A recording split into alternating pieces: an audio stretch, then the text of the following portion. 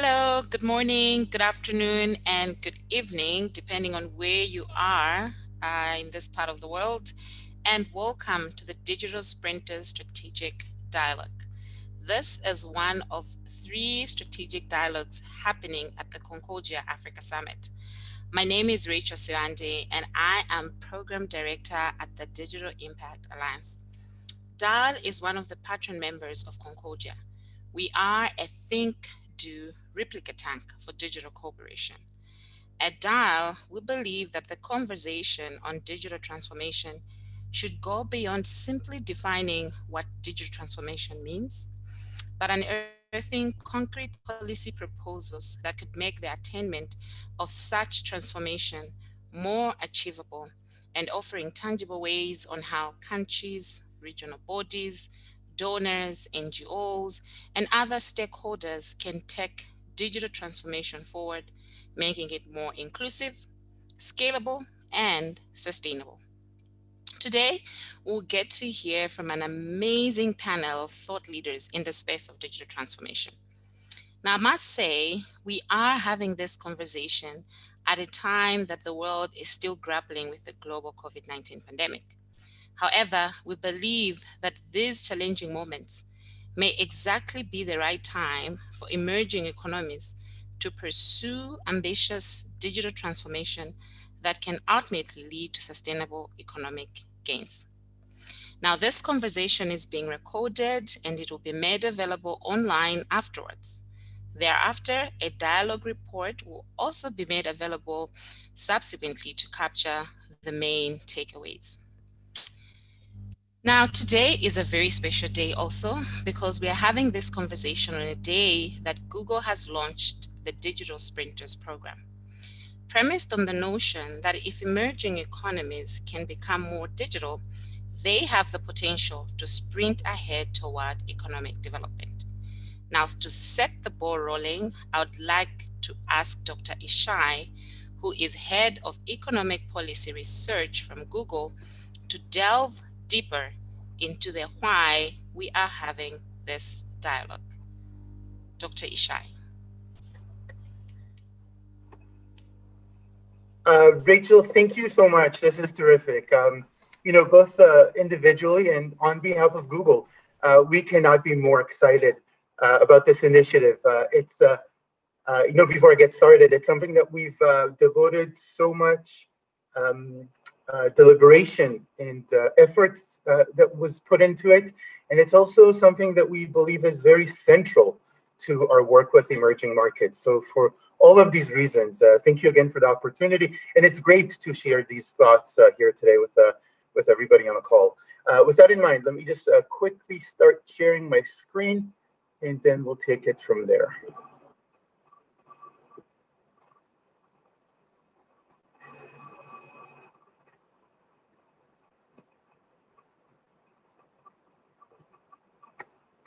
Okay, so the digital sprinters, we are proposing an economic framework for harnessing the digital transformation into sustainable, inclusive growth. It's important to note that we were very deliberate about the name digital sprinters, and it really reflects, in our view, this important key recognition that with the right strategies or the right set of policies, emerging markets have a tremendous potential to sprint ahead and even leapfrog beyond more established economies. And perhaps more importantly, it is our view, it's kind of like our anticipation that it's not a question of when this will actually happen, but rather a question of when and where will it happen, and which will be the emerging markets that actually do so. And with that in mind, let me kind of like turn to the first point that I wanted to cover today, which is kind of like a very fundamental, basic question, which is why are we actually proposing an agenda or an economic framework, and why is it so important, and why is it so critical at this precise moment? Now, imagine for a minute, just bear with me, imagine a world where economists are actually storytellers, and this was actually a novel. So the way that I would answer this question would be in kind of like a plot line that includes 3 chapters: one about a crisis, one chapter about a crisis, one chapter about an opportunity, and another chapter about the road ahead. And let's start with the first chapter, a crisis. So as Rachel actually just alluded to, the humanitarian toll and the adverse economic impact of the COVID pandemic really needs no introduction. And yet it's kind of like unimaginable to think of any economic narrative that does not start with the pandemic. It would simply be incomplete and out of touch.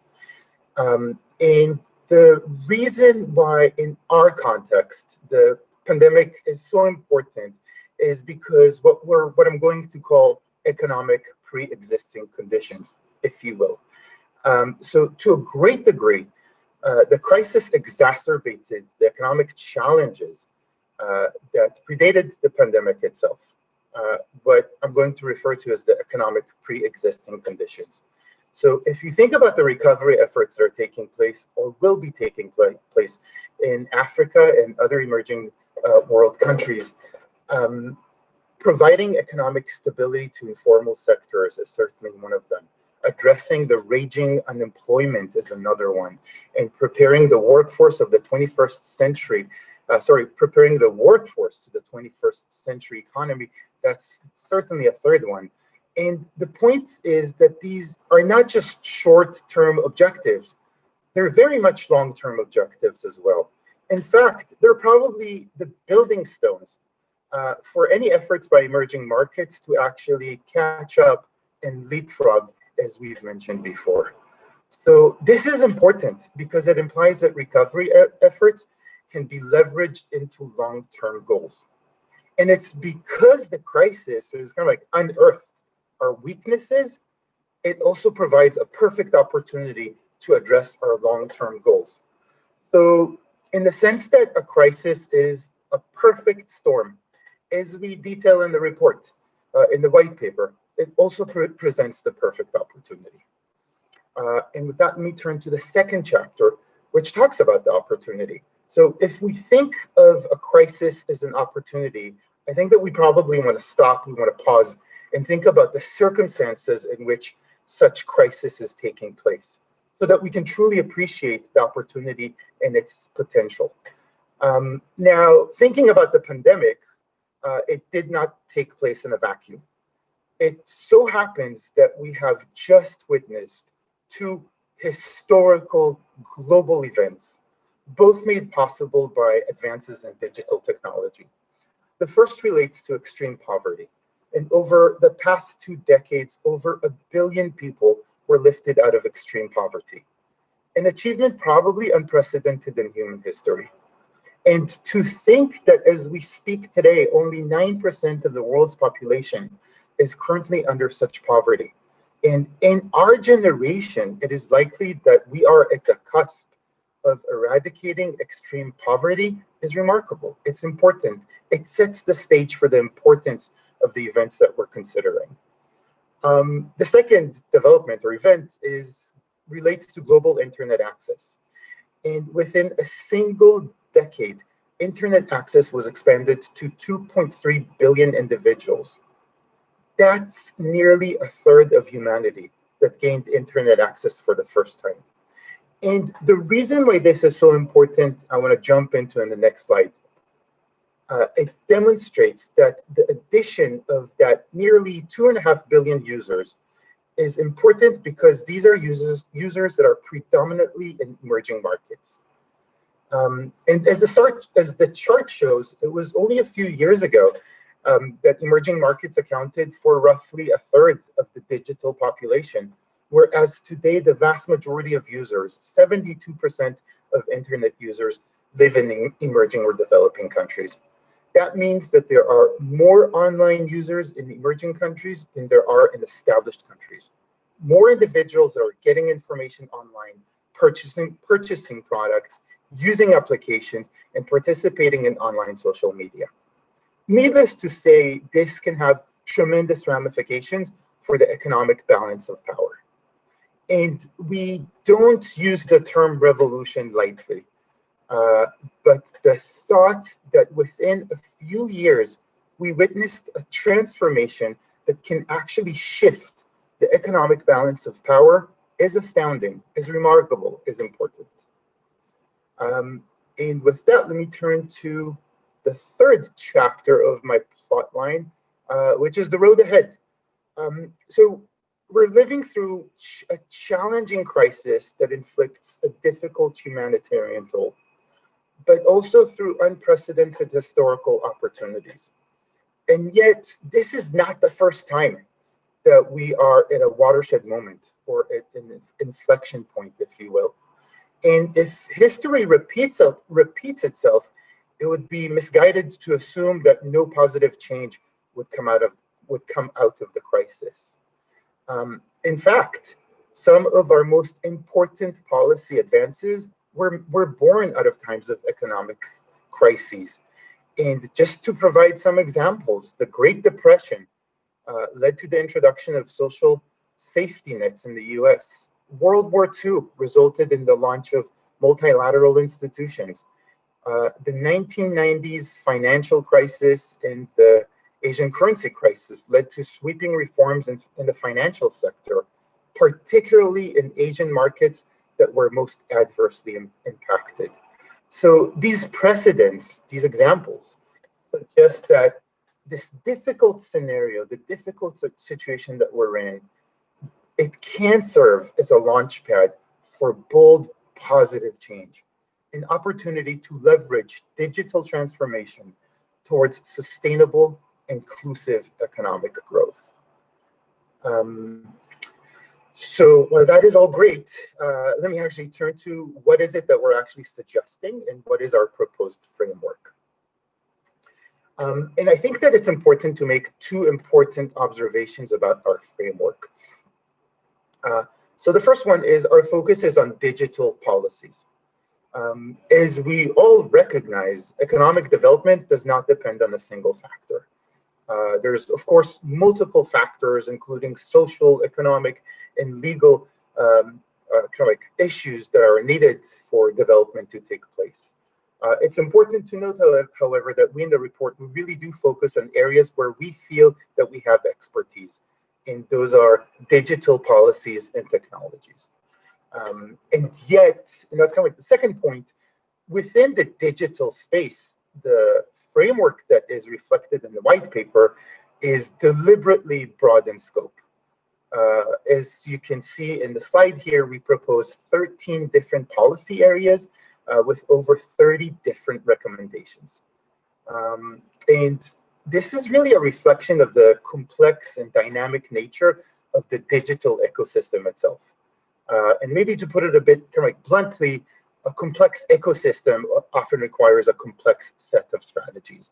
And I think that's one of the reasons why the framework itself is relatively comprehensive. Perhaps an example just to demonstrate these interdependencies and the reason why one really needs to consider a comprehensive framework.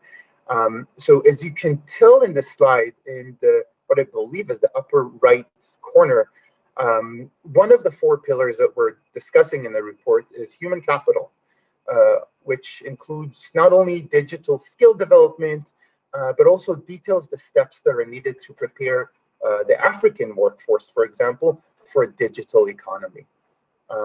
And when it comes to technology and jobs more generally, we know that new technologies create new jobs. And yet, so frequently, we don't really know what labor markets actually look like. We simply don't have sufficient granular, reliable, real-time data over the market conditions within the labor market. Particularly, we don't really know, we don't have, again, sufficiently granular, reliable, real-time data over supply and demand of labor, certainly not within local markets. And this is a problem that we have both in established and emerging markets. And as we have seen from our experience time and again, without a collaboration between the digital platforms that collect the data And the government agencies that have the ability to scale, aggregate, deploy the data across different vendors, efforts to provide labor market data are less likely to be effective. And if you think about that, in turn, probably feeds in to the effectiveness of our digital skill development efforts, because those are probably guided without real-time data about the labor market needs. And if our digital skill efforts are not effective, that may make participation in labor markets even less inclusive. So this is just one example of how the solutions that we offer are interdependent, and why we need a comprehensive agenda that really simultaneously addresses these various issues. But perhaps more importantly, much of our framework, perhaps as reflected in this example, is not about the need for more funding. That's not one of our main themes. Rather, what we try to focus on is how to maximize the resources that we have through collaborations and improved management. And that is one of the main central themes of our framework. With that in mind, let me jump to the third point, which relates to measuring the impact of digitalization. And when we started the project, we suspected that the impact of digital transformation can be meaningful, but we also recognize that those are just our own conjectures or beliefs. So we did retain a consulting firm, a third party, to measure the impact. And the results of the study, the empirical study, are pretty fascinating. So first, the study does confirm that the digital framework can have a significant impact. And if you're looking particularly at the 3 African countries that are including in the 16 digital sprinters that are in the study, Nigeria, South Africa, and Kenya, these 3 alone account for about $365 billion by 2030. And just to put these numbers in perspective, they add up to roughly 26% of GDP in 2030. So it's not only a large number in absolute value, but it's also significant when compared to GDP. And perhaps more importantly, the findings indicate that such agenda may actually help put African emerging markets on par with where established markets are today, roughly 26% of GDP. Perhaps that's the most important takeaway of this study, the factual corroboration that there is a pathway for digital sprinters to catch up with more established markets within a single decade.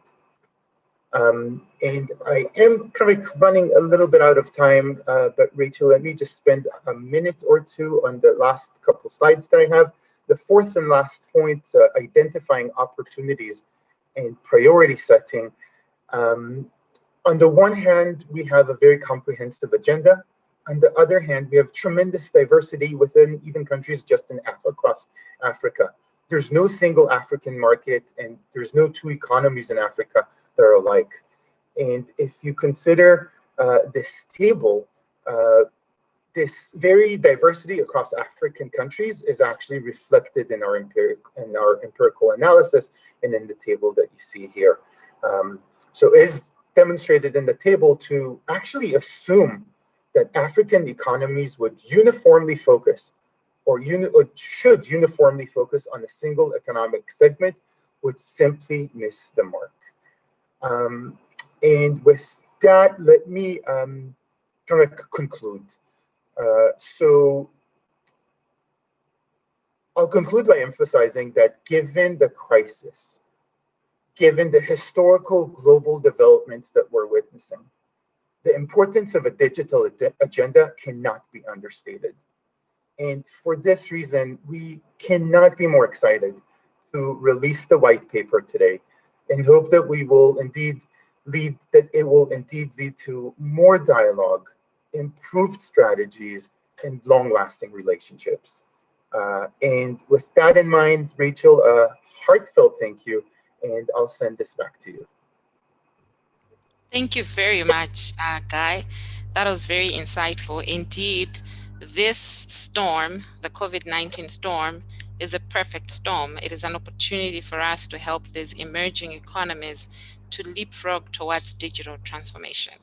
Now, to help me unearth some of the insights on how these emerging markets can actually leapfrog towards digital transformation is an amazing, esteemed panel of three people. Joining me is Charles Murito, who is Government Affairs and Public Policy Director for Sub-Saharan Africa at Google, Bright Simmons, who is President at mPedigree, and Landry Signé, who is Professor and founding co-director of Thunderbird's Fourth Industrial Revolution Initiative and Globalization 4.0 Initiative. Guys, welcome. It's a manual, but yeah, here I am to balance it up as your lady. So welcome to this conversation. I just wanted to pick up from where Guy left off by starting off with you, Charles.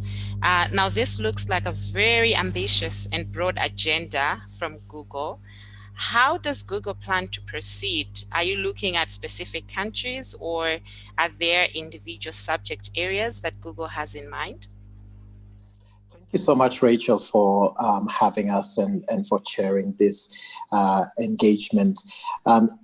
To build on Guy's presentation, we are certainly looking to start off with a couple of countries. The three countries that we started looking at as part of this research that we did in the white paper are Nigeria, South Africa, and Kenya.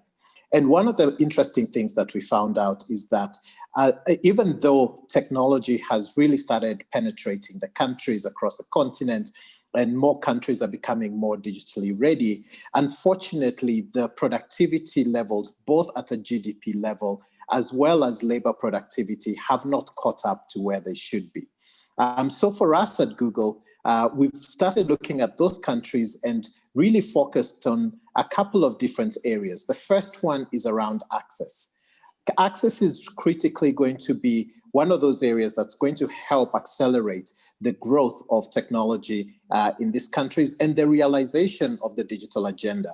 Because the more people come online, the more that they can be able to benefit from the resources that the digital economy presents to them. However, at the current rates in terms of the price points to get online, both from data as well as other infrastructure and also the actual devices, it's still prohibitive, especially when it comes to closing the gap between genders. So we're working very closely with various organizations, whether it's telcos, to ensure that we're able to get lower cost data available to the end consumer, as well as in some cases, looking at launching devices which are low cost but high-end or productive devices, i.e. smartphones, that can be utilized by the consumers to really engage in the internet economy. Two examples of this are a device that we just launched with Orange, which covers most of West Africa, and it's a $30 device, sub $30, which is a really great start. And then in Kenya, we've been able to partner with Safaricom, where they have been able to get a device in the hands of consumers, including the price of data, voice, as well as the device for 20 cents or 20 shillings a day. And the consumers can be able to pay that off over a 9-month period. And so those are just two areas where we think it's important to focus on. Then the other piece outside access is education. Because even though people get online, if they do not know the value of being online, then they're not able to fully engage in the productivity or the benefits of being online. So for that, we've been working very closely over the last 3 years with several partners across the continent to ensure that we get more Africans trained digitally, both at the ecosystem level to understand what is the opportunity to reap the benefits of being online, but also at a creator base. So over the last 3 years, we've trained over 100,000 developers on digital skills. And just to put that into context, Last week, we launched the Africa Internet Economy Report, which found that there are over 700,000 developers across the continent. So adding 100,000 developers is a monumental task and one to reckon with. But an interesting piece of information is that across Europe, there's only 1 million developers in Europe. So Africa is actually performing really well when it comes to digital skills. And we can really be able to start seeing the benefits of being online and reaping those resources so that we can see that productivity growth, both from a GDP perspective as well as labor returns. Well, thank you very much, Charles. It's quite encouraging to learn that Africa is doing quite well on the digital skills aspect. Some refreshing news to hear from the continent.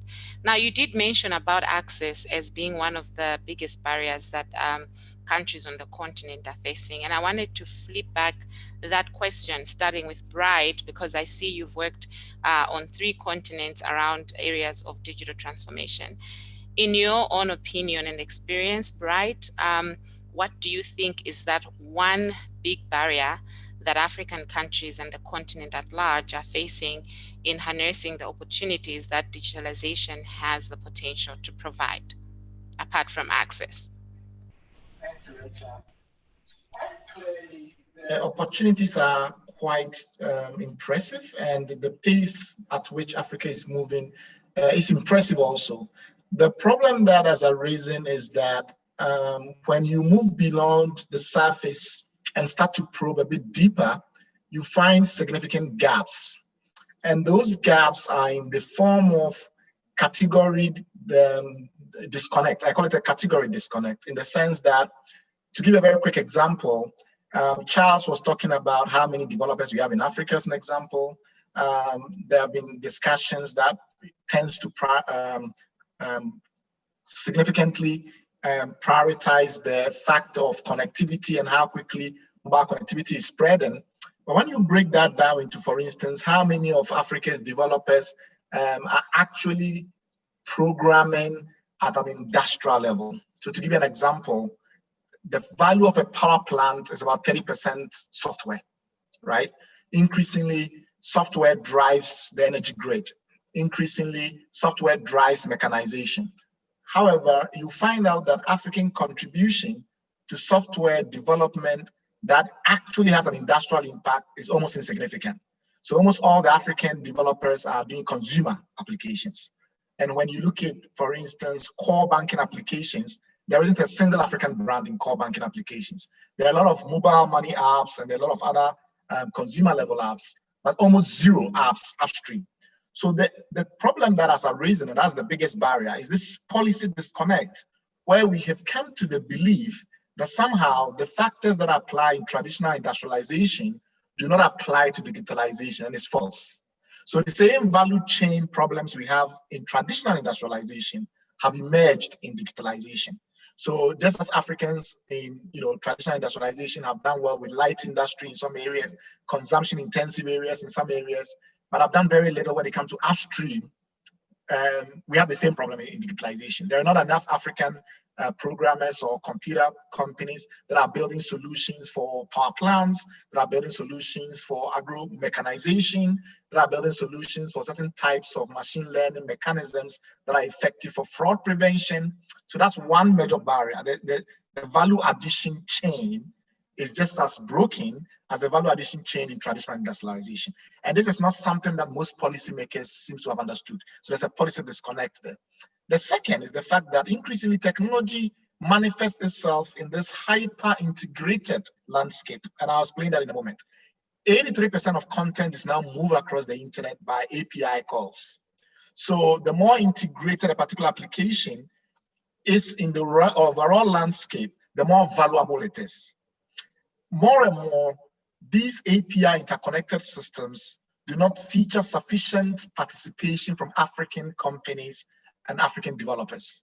Let me clarify that because that's an important point. If you take spam management, 15 years ago, the way you manage spam was you built algorithms that were very good at detecting particular signatures. Today, the way we fight spam is we build blacklist databases that are shared across multiple organizations. And it's through these databases that we manage cybersecurity. So cybersecurity is no longer a technology race between powerful algorithms that can discover particular signatures. It's not really about data sharing. So if I want to fight a particular new worm, I look at what other signatures are in the biggest interconnected databases in order to prevent that particular worm from destroying my data or from attacking my systems. What that therefore means is that the old issues around how connected Africa is to the global economy have started to surface also in digital, in the realm of digitalization. So to the extent that we don't have enough African APIs interconnected in the most valuable segments of the global digital economic landscape, African solutions are not as valuable. A very simple example is the recent decision by Stripe to buy a Nigerian fintech company. And what most people did not realize in that transaction was that the real driver of value was because Paystack is connected to the Stripe global system.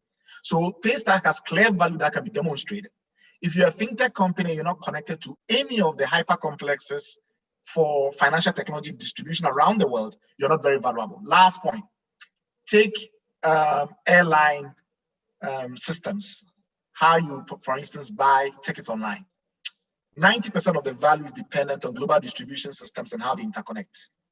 Now, if you have African companies like Wakanow and a few others that are playing this game, but they don't have the degree of distribution rights and API interconnectivity, their services are not as valuable as those companies like Expedia and others who have that interconnectivity. So to repeat, the fact that Africa is not well plugged into the global economic system have all of a sudden resurfaced in digitalization, whereas in the past we thought it was a path of circumvention. We didn't need to think about all these old world economy ideas because somehow digitalization was different. Unfortunately, I have news for you, digitalization is not different. So we need much stronger collaboration among new economy thinkers and old economy thinkers. Thank you. Wow, thank you very much, Bright. Quite enlightening. As an innovator myself in my previous life, I do relate with what you said, that there are not enough African APIs. But that brings me to my next question. One of the reasons why we have that is actually the problem of regulatory frameworks that probably do not just allow for, the existence of these progressive APIs. And I wanted to move on to Landry. You've written a lot around the subject of Africa's role in the fourth industrial revolution. And you've also written a lot around disruptive innovation. But as Bright was talking, it's very clear that, there's still those gaps as well, and barriers around, for example, Africa not being entirely fully plugged into the global economy, the non-existence of adequate African APIs, and regulatory frameworks have been cited as, one of the barriers. And I was wondering, what do you think is the way in which regulatory frameworks in Africa could be used to appropriately channel digital transformation towards economic growth? And do you see any room for the most impact around that area? Yes, thank you very much, Rachel, and thank you for organizing also this wonderful panel. Thank you to my fellow panelists with brilliant interventions. Perhaps let me just connect quickly to the question that I think both Charles and Bright have mentioned, the question of access.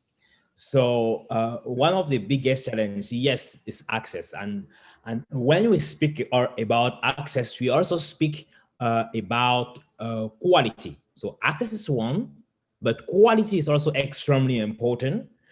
And in addition to quality, usage is also important. So you can have access, but not use or not use properly. So, and finally, effectiveness is critical. So those factors are really important to take into consideration because, and this is valid in most of the African countries, but also in the United States. If you go to, let's say, remote rural areas in Alaska, people may have access but poor quality and may not use things effectively. So it's really important when we think and when we about connecting those to industrial development, to structural transformation, to also consider beyond access, usage, effectiveness, quality, among other factors. And when I connect this also, and I think Bright has also made a very powerful point on the question, when this is connected with the type of usage that we have on the continent, the continent has embraced the fourth industrial revolution, but mostly from a consumer basis rather than the industrial one. And that is where a difference could also be made. So I think that really ensuring that companies also capture the benefit by innovating or by adopting transformational innovations will also help unlock the potential of the continent. Coming to the question of regulation, so the type of regulation which is necessary on the continent now, I think I will speak about agile governance, agile regulation. So the policy making process is not anymore the reserved domain of policy makers, but it's critical to have multi-stakeholder collaboration with the private sector and with civil society, among others. So on one hand, you know that companies are innovating at an incredible speed, usually much faster than what governments can regulate.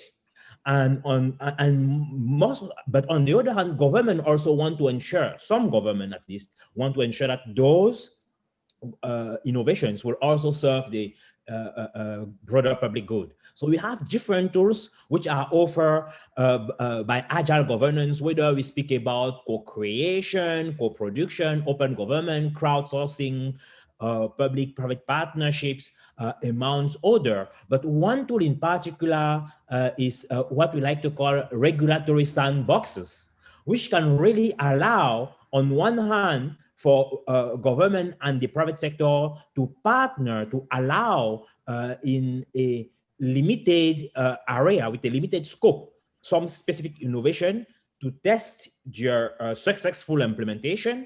And from there to generalize, making sure that on one hand, the private sector is not delayed in the capacity to innovate. And on the other hand, the potential impact of some of the innovations that government may think could be concerning will also provide the expected benefits. And with such type of regulation, agile governance, agile regulation, I think that Africa will be poised to capture the potential of emerging technology, digital transformation, and the fourth industrial revolution, among other. So I think those are the points related to regulation that I wanted to make. I have other points that I want to add, but I think I will pause for now and give you back the floor, Asha. Thank you very much, Landry.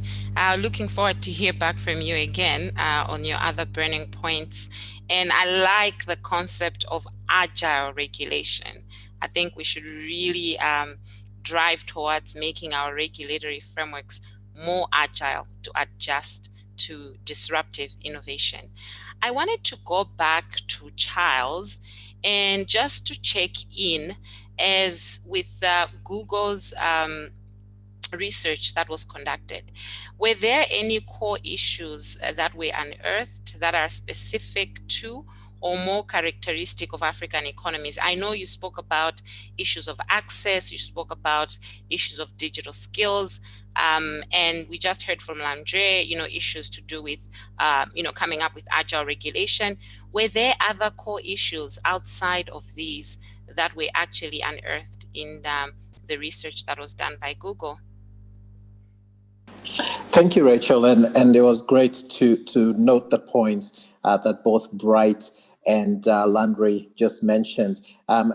Before I delve into the question regarding some of the unique characteristics, I do want to highlight the point that we have started seeing a couple of African organizations who are really starting to build the industrial scale backends. And just to note a couple, One is Cellulant. Cellulant is a financial services back-end organization, which most recently raised about $43 million from TPG Rise Capital, and was one of the, at the time, one of the highest investments that was raised because of the very points that Bright noted. So I completely agree with Bright's point regarding the interconnectedness and the ability to ensure that we are building APIs that can help scale, because scaling APIs are going to be critical to that scaling.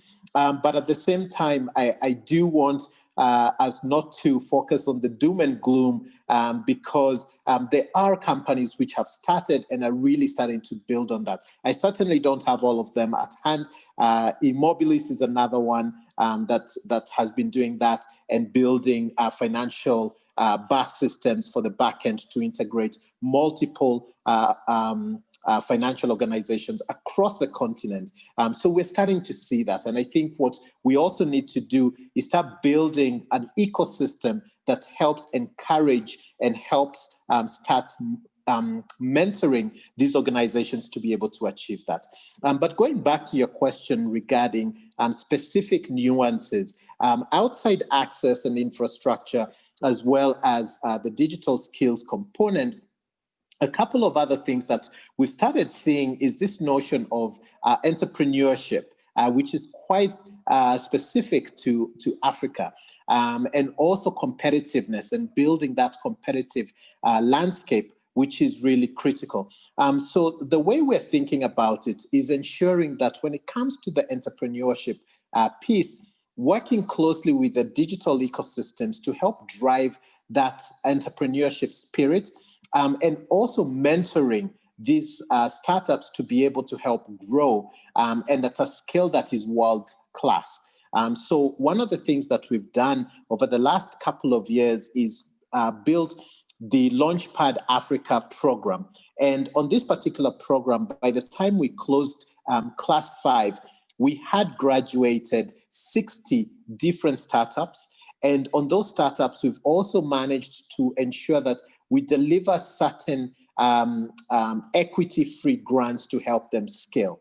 Because one of the other nuances that we found is that there is money for the higher level in terms of Series A and B, but the pre-seed and the venture level funding is actually a big problem.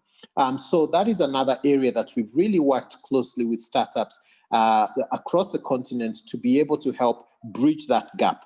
And a way that we've done that is that over the last 2 years, we've held these, I'd like to call them dating programs, whereby we match the startups with investors who are interested at that early stage funding and seed stage funding, and really showcase almost pitch competitions whereby people can be able to see where they can invest, i.e. the investors, and for the startups to engage with the various people who are looking to invest. So those are two areas that we found that are more unique to Africa, but there's certainly, and that's on top of the infrastructure as well as the training that we've seen across the continent.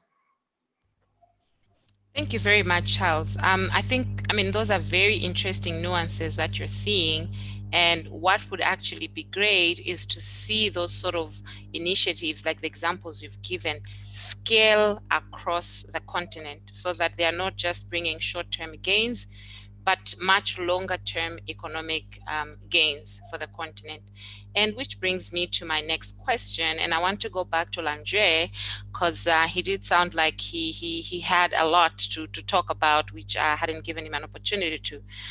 So Landry, what do you think are some of the keys for ensuring that digital innovation in Africa can be structured in a way that does advance long-term economic transformation rather than short-term gains? How can we get, like the examples that Charles was giving of programs that are targeting young developers, young entrepreneurs on the continent, to be more of long-term economic, gaining programs rather than being short-term, siloed, and fragmented?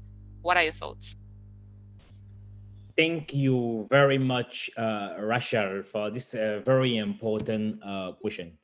So I think a few things could be done. For example, one of the things that we do at the Brookings Institution, one of the research projects is related to industries without smokestacks, ICT-based industries which share the characteristic of traditional manufacturing, including the exportability, the tradability, their labor intensive, or at least they absorb a high quantity of moderately skilled workers, and they are highly productive. And in those areas, export in industry without smokestacks have grown 6 times faster than export in traditional manufacturing from 1998 to 2015. A second point that I also want to highlight, so capitalizing on those type of opportunities, which are ICT based and which require digital transformation, require infrastructure, quality human capital, among other, will really be important. But other element that I want to also highlight the following. The first one consists in really, and I think that is where Google can play a phenomenal role, partnering with other institutions as well, assessing the digital skill gaps and digital competitiveness. So the goal could really be to conduct a comprehensive study on various aspects of digital skills and compare them to the demand for digital skills in the economy to obtain the measure of those digital skill gaps. So I think this is one aspect which could really help conciliate the short-term and long-term goals. Another aspect will really be also to analyze the role of digital skills and competitiveness on economic growth, on export performance, and on employment creation, as well as on broader economic development. So I think we need to do evidence-based policies. So and that factor will also really help, for example, identify the growth of the ICT dependent industries in terms of value-added growth, employment creation, export performance, foreign direct investment inflow, and overall economic development. I think this is another factor which is really important. And the third one, I'll probably finish with this third point, is to really think about the policy options for developing digital skills and competitiveness. So to bridge the gap which will have been observed. And here also many questions could be asked: which technologies have the greatest prospect of promoting inclusive growth and job creation, and which technologies entail also potentially significant risk, because you also have to identify the potential risk and to manage them. So what are the most pressing gaps which are holding back digital skills and digital competitiveness? And what could be the most prominent emerging technologies which could really help with the intervention for digital skills development, among other factors. So I think those are the core areas to really have a tailor policies which will help address or unlock the African digital potentials. And of course, this should also come with the investment in both digital and physical infrastructure, which are much needed, and with also the financing, which will help to scale up the innovation and ultimately continuous investment to address the labor skill mismatch. Thank you very much, Landry. Quite interesting to hear. And I'd like to actually also hear from Bright's perspective, what are your thoughts? How can we develop more structured ways to gain long-term gains along Africa's economic transformation? Thank you, Rachel. So going back to some of the earlier points I made, a lot of the old economy issues that I think have become unfashionable all of a sudden acquire a new agency. So if you think of digital skills, as we move into an era where we have a lot more hyper integration and embeddedness of technology in actual systems, domain expertise become even more critical. So now, if you want to build anything in the pharma sector to improve pharmaceutical dispenser and the rest of it, it's no longer the case that traditional IT skills is the game changer or the competitive edge. Nowadays, it's your understanding of the business process. It's your understanding of the way that the particular domain you want to transform operates. And I've seen that a lot of the business models, a lot of the product models that succeed are product models that are driven by an extraordinary understanding of the people that are building the technology systems of these domains. So that is very important. The second is something that I want to say to qualify a little bit what Landry said about agile regulation. I think we can move even further and talk about developmental regulation, in the sense that when you look at a lot of the technology systems that were developed in the West, they came to be and they came of age before equivalent regulatory systems had developed. So whether or not you are thinking of systems in energy, whether or not you're thinking of a lot of systems in agriculture, a lot of the Western regulatory agencies were tail-end regulatory systems. They were built in response and in reaction to what some felt were runaway or breakneck innovation. In Africa, it's the opposite in many instances. In many instances, we are now building regulatory systems in anticipation of major innovation revolutions. That requires a completely different mindset. So rather than a preventive mindset, rather than a protective mindset, we need to build regulations that themselves foster innovation. No continent has a blueprint for that type of regulation. It's very difficult to achieve. It affects my second point. And before I kind of resolve the two seeming contradictions, I will make my second point about social transformation. So there are a group of economists who have argued that when you take any digital innovation, you should benchmark it against the washing machine. And why do they say that? Because when you take the washing machine, the one thing the washing machine achieved was that it liberated women. So one of the biggest things that people forget is that the average woman needs to spend 30 hours doing washing in the West. And today, that 30 hours is down to 2 hours a week doing washing. Very few people have quantified the dramatic benefits that this has achieved. A few people like, Hansun and others in Cambridge have tried, but it tells you, it gives you a sense of the norm, developmental norms around how we should measure technology's impact on social transformation. It shouldn't be hazy and it shouldn't be vague. There are really powerful ways in which we can look at the benchmarking of how these things transform technology. Which then takes me to my third point before I resolve these contradictions that I'm raising. You go to most African countries and you find out that you meet a minister or a major chief executive of a government parastatal, and they are using a Yahoo or a Gmail account, and people are surprised. Man, this sounds ridiculous. Why don't they just go get a branded email address? Well, it turns out we did a little study in a few countries in Africa, and if you want an enterprise email system under current procurement regimes, it's very often a Western email system. And a Western email system is costing some countries $12 million. In a country like Malawi or Liberia, that is a big problem. But I've seen a lot of people remark about it as if it was a consumer application issue. So I go back to my point around not looking at the entire ecosystemic problems and always, starting from the end. So you look at the non-branded email and you immediately think, oh, these guys are not sophisticated. Not just for they're just saving money. So my point of this is that we need two things, two very quick things.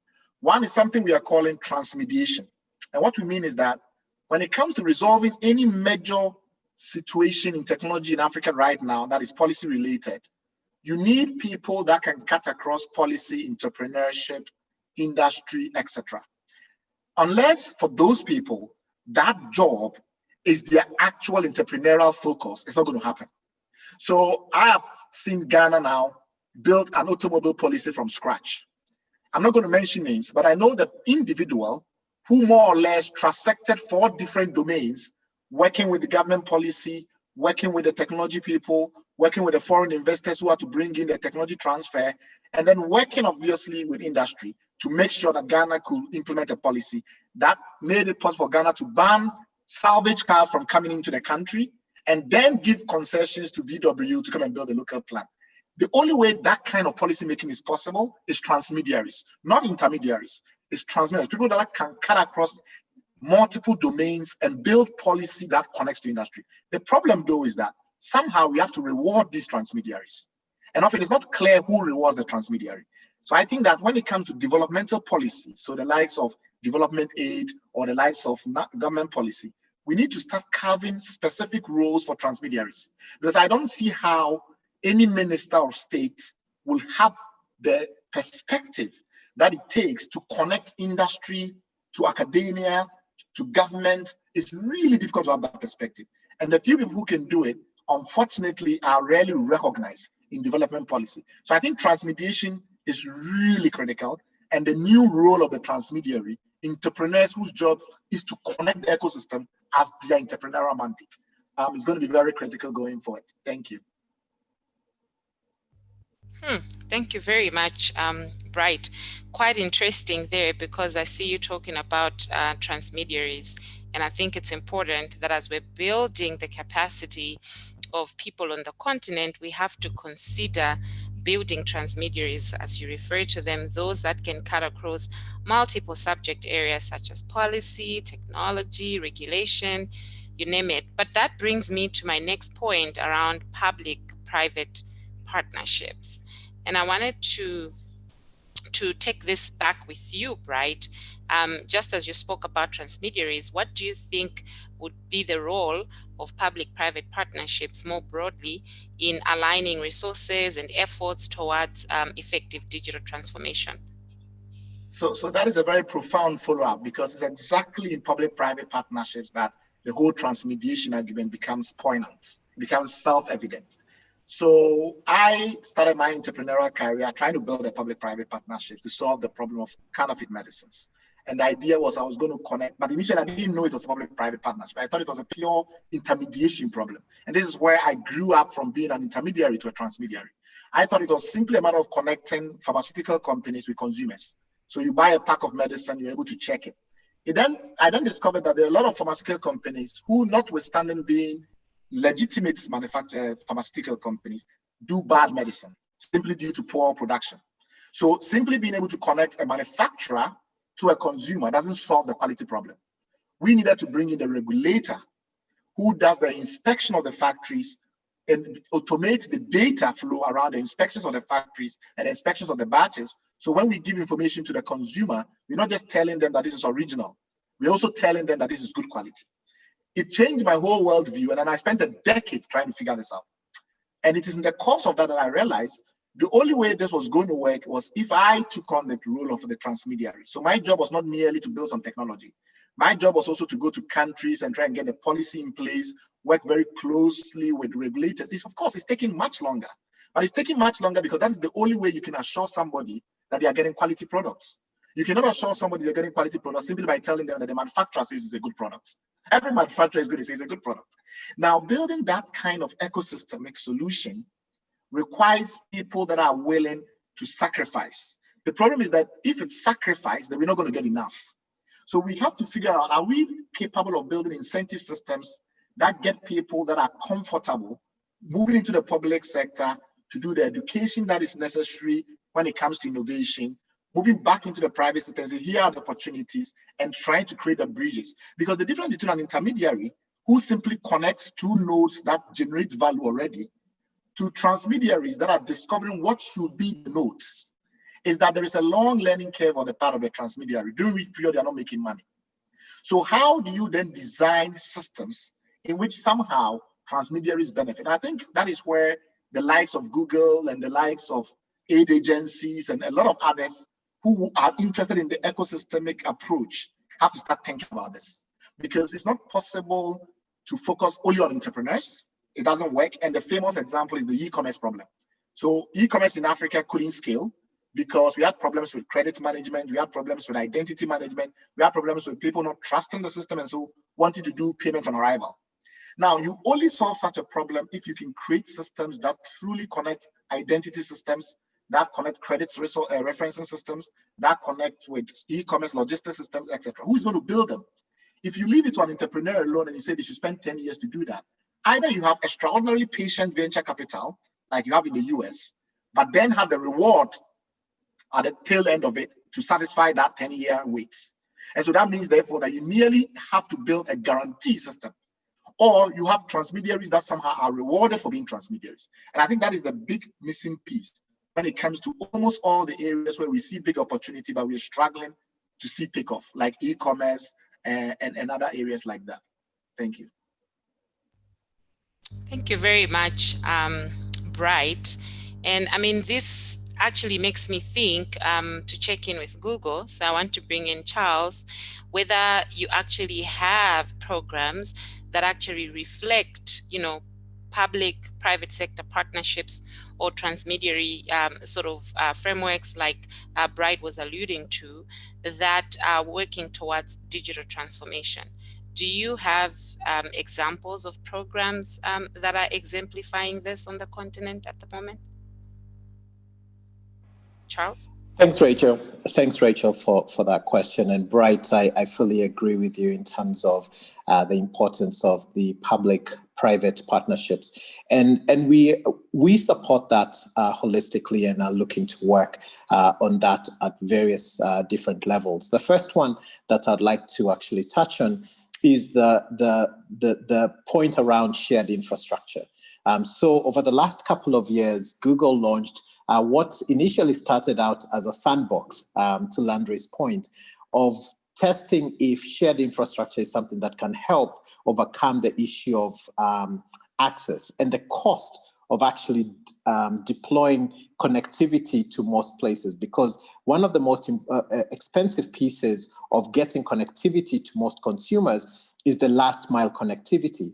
And the ability to be able to drive that and drive the cost of last mile connectivity is one of the most important things. So we launched what initially was an internal project that then that span out into a new company called C². And the whole notion around C² was to drive connectivity through a shared infrastructure program, whereby different ISPs as well as telcos could actually leverage the fiber infrastructure and be able to deliver at a much lower cost to the end consumer. And the most important thing where the public piece comes in terms of policy was this notion of actually building policies that encourage shared infrastructure. Because if everyone is trying to build their own fiber along the way, that does not work. Secondly, a place that policy becomes critical is the right-of-way piece when it comes to that particular element of shared infrastructure. Right-of-ways are one of the most expensive pieces when most people are trying to deploy infrastructure. So the ability to start lowering the cost of right-of-way, ensuring that government sees connectivity almost as a critical infrastructure and classify it as critical infrastructure when it comes to their policies, enables companies to be able to, one, save costs when it comes to things like right-of-way. Secondly, ensure that if someone maliciously cuts a cable, they are actually face the right level of law to ensure that that does not happen. And so that's one area of shared infrastructure that we at Google have been able to work with in terms of private-public policy. Another area that I want to touch on, which I'll start sort of a little bit step back, is around financial inclusion. Because financial inclusion is one of those areas whereby we have to find a way to get more Africans on the financial ladder. At the moment, there are over 2 billion people holistically across the continent who are completely outside the financial system. And over 200,000 businesses in Africa are completely outside the financial system. And to Bright's point regarding the credit system, e-commerce, etc., if we do not bring those people online in terms of the financial systems, they will always be set aside. So it's absolutely critical to start looking at the financial inclusion piece and find ways to ensure that people are part of that. And there's a few ways, some which are private, some which are public-private partnerships that come into play. The first one around financial inclusion is really leveraging digital finance. And the place that policy plays is ensuring that the laws and policies that are put into play do not hinder the innovation around digitization of the financial industry and actually encourages it. Landry mentioned this point of technology actually innovates a lot faster than the policies come into play. So policymakers need to be comfortable with that notion, ensure that we definitely deliver those digital sandboxes whereby people can test, ensure that the regulatory systems are paying a close eye on it, but are not hampering innovation. So that's a really critical area.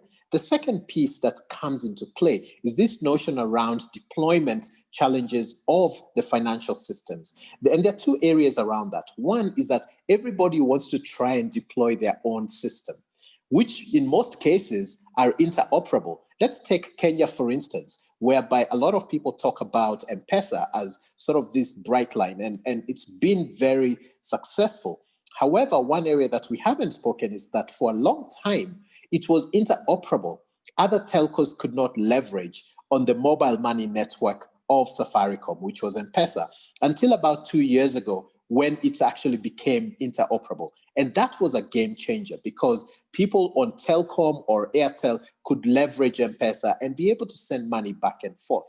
And around this piece of of interoperability is the cost that it takes to build proprietary systems. So we need to be able to help bridge that by pushing and policies pushing more interoperability so that more people can be able to ride on that and not necessarily have all of these proprietary systems.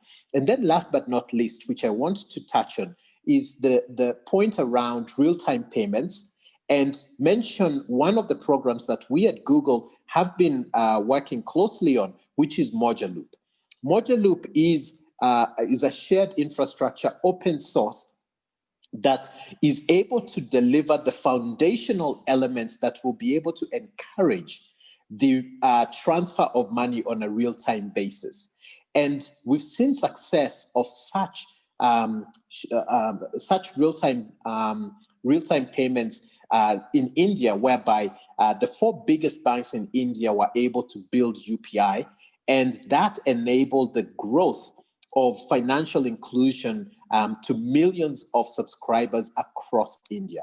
And we believe, especially, Bright, you mentioned Malawi and the email enterprise piece. We believe that smaller countries across the continent cannot afford to build that foundational system that is required for real-time payments, especially cross-border money flows. And that is going to be a critical piece. So the ability to adopt a system such as Moduloop. By the way, it's not a Google product. It's Moduloop is a foundation which initially started off with the Bill and Melinda Gates Foundation. And this is something that we believe is critical, and we want to ensure that more governments take this, more central banks across the continent leverage this, so that then other players, whether it's e-commerce companies or banking systems, can be able to ride on a Moduloop infrastructure and be able to deliver those payment services. I'll pause there because I know we're running out of time. Thank you, Charles. And on that note, I would like to really thank our panelists today for throwing out really good insights. And we're very hopeful that these insights that you've shared with us from this panel can help to unearth some actionable and tangible pieces around policy, regulation, infrastructure, capacity, but also investment as they relate to developing digital ecosystems on the continent. Some of the takeaways from this dialogue will actually help us to frame priorities for the next iteration of what digital transformation should look like. Now, I took a lot of notes and I just wanted to throw out some of the interesting insights that I picked from today. First is to say, yes, the world is in a crisis, the COVID-19 pandemic crisis, but this crisis is actually a perfect storm. It is a perfect opportunity. And there's an opportunity for the emerging economies in Africa to leapfrog digital transformation. We've also learned that it is important to enhance collaboration among key stakeholders. We've also learned that digital frameworks can have a significant economic impact. There is a pathway for these digital sprinters to leapfrog towards digital transformation. We also learned about the concept of agile regulation, and Bright also did allude to development regulation, ensuring that regulation is not a hindrance to disruptive innovation. More dialogue is needed. There is need for more improved strategy. We also did learn on a very bright note that actually Africa is doing well in terms of enhancing digital skills, even for the creator base, which is quite encouraging. But more importantly is that, there are still some nuances and interesting characteristics that have emerged from the African economy that we have to pay attention to, such as issues of access, entrepreneurship, digital skills, and quality human capital. One of the insights that I also picked is around the transmediaries. It's important for us to make investments into fostering a culture of cutting across, several areas of policy, entrepreneurship, technology, financing, you name it, as we develop more progressive policies that can accommodate disruptive innovation. There's a lot that we could talk about and pick from this conversation, but I hope it's been insightful.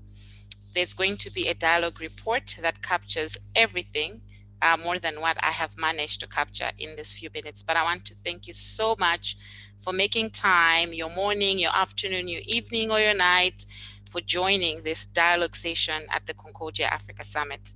Have a lovely day. Thank you.